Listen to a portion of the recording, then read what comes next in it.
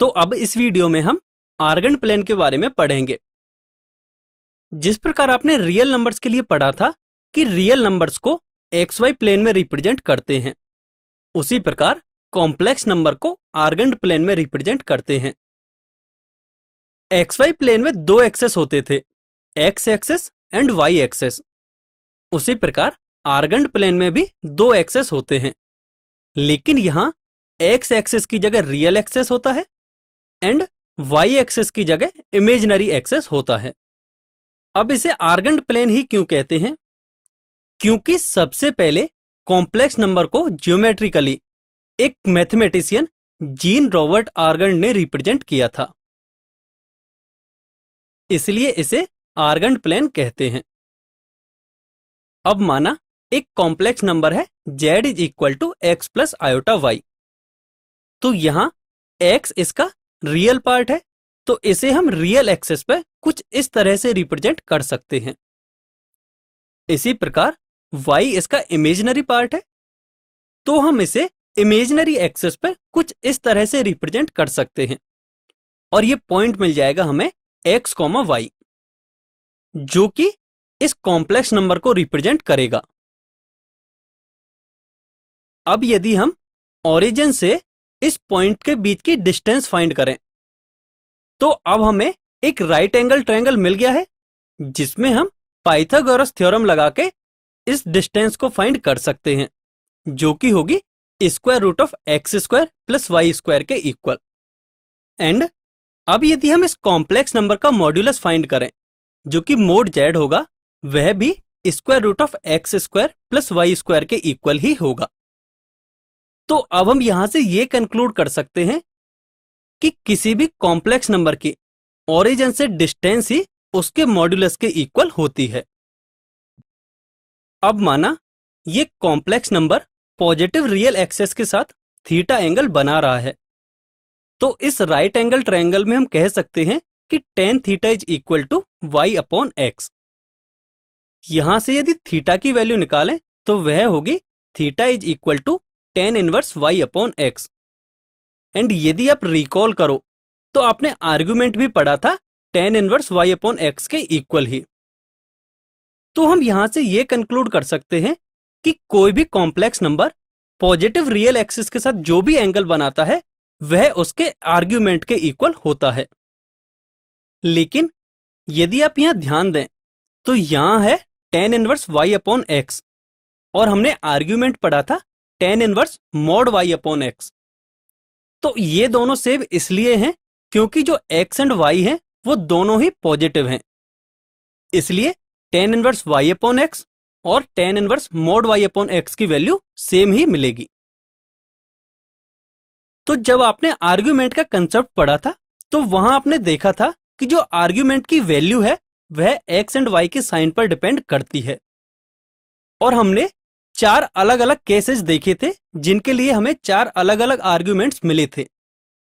अब वो अलग अलग क्यों मिले थे, उसके बारे में ही हम आगे पढ़ने वाले हैं।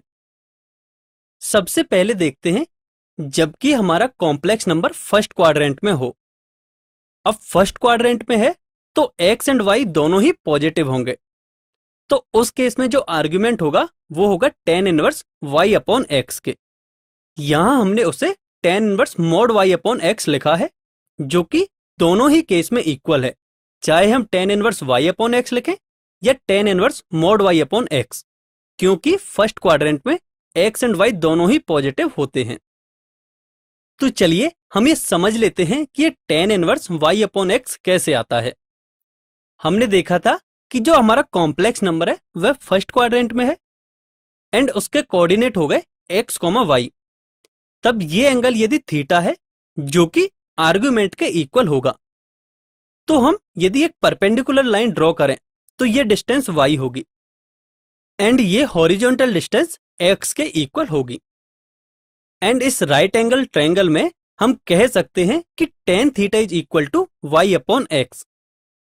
And since x and y दोनों ही पॉजिटिव है, तो हम इसको लिख सकते हैं tan theta is equal to mod y upon x.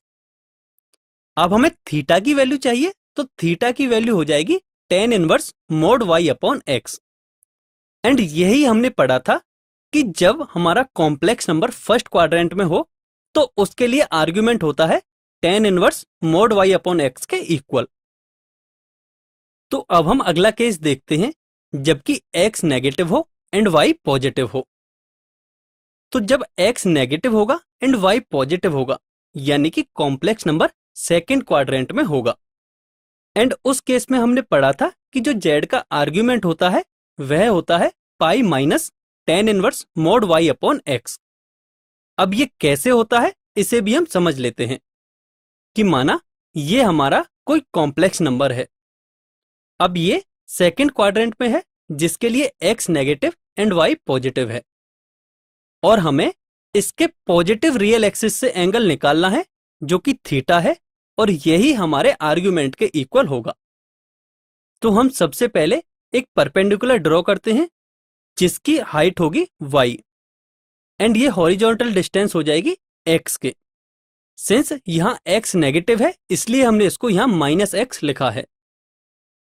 अब इस राइट एंगल ट्रायंगल में यदि हम इस एंगल को अल्फा एज्यूम करें तो tan अल्फा हो जाएगा y अपॉन माइनस एक्स के इक्वल।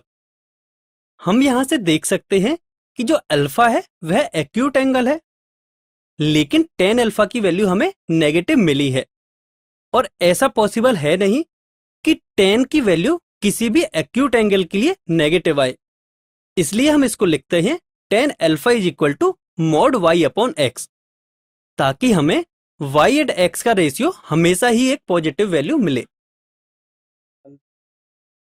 एंड यहां से अल्फा की वैल्यू हो जाएगी tan inverse mod y upon x। Since हमें थीटा की वैल्यू चाहिए एंड ये पूरा एंगल है 180 डिग्री एंड 180 डिग्री को हम लिख सकते हैं पाई। अब यदि डायग्राम से देखें तो हम कह सकते हैं कि theta plus alpha is equal to pi. Since हमें थीटा की वैल्यू निकालनी है तो थीटा की वैल्यू हो जाएगी पाई माइनस अल्फा और अल्फा की वैल्यू हम निकाल चुके हैं जो कि है tan inverse mod y upon x के। तो यहां से थीटा की वैल्यू हो जाएगी pi minus tan inverse mod y upon x। तो अब मुझे उम्मीद है कि आपको यह समझ में आ गया होगा कि जब कॉम्प्लेक्स नंबर सेकेंड क्वाड्रेंट में होता है तो उसके लिए argument pi minus tan inverse mod y upon x क्यों होता है। अब हम अगला केस देखेंगे जबकि x एंड y दोनों ही नेगेटिव हों। तो जब x एंड y दोनों ही नेगेटिव होंगे तब कॉम्प्लेक्स नंबर थर्ड क्वाड्रेंट में लाई करेगा। अब इसके लिए ये आर्ग्यूमेंट होगा जिसे हमने यहां थीटा से रिप्रेजेंट किया है। अब यदि हम एक और एंगल एज्यूम करें जो कि है अल्फा तो हम अल्फा की वैल्यू आसानी से निकाल सकते हैं क्योंकि हमने पिछले केस में देखा था कि हम अल्फा की वैल्यू कैसे निकालते हैं।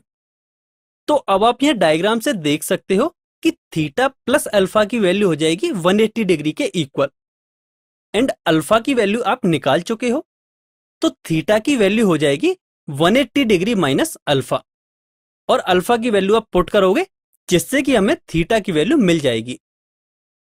लेकिन यहां ध्यान रखने वाली बात यह है कि जो थीटा है वह क्लॉकवाइज जाने पर मिल रहा है और आप पढ़ चुके हो कि यदि हम एंगल को क्लॉकवाइज मेजर करते हैं तो उसका साइन नेगेटिव लेते हैं। तो इस तरह जो भी हमें थीटा की वैल्यू मिलेगी हम उसको -1 से मल्टीप्लाई कर देंगे जिससे कि हमें आर्ग्यूमेंट मिलेगा minus pi plus tan inverse mod y upon x। अब हम लास्ट केस देखते हैं जबकि कॉम्प्लेक्स नंबर फोर्थ क्वाड्रेंट में हो तो उस केस में x पॉजिटिव होगा एंड y नेगेटिव होगा। तो इस केस में ये इसका आर्ग्यूमेंट होगा जिसको यहां भी हमने थीटा से ही रिप्रेजेंट किया है। अब सिंस यहां भी जो एंगल थीटा है वह क्लॉकवाइज मेजरमेंट पर मिल रहा है इसलिए इसकी भी वैल्यू नेगेटिव होगी तो इसका आर्ग्यूमेंट हो जाएगा minus tan inverse mod y upon x। तो अब मुझे उम्मीद है कि आपको यह समझ में आ गया होगा कि अलग अलग कंडीशन के लिए आर्ग्यूमेंट की वैल्यू अलग अलग क्यों होती है।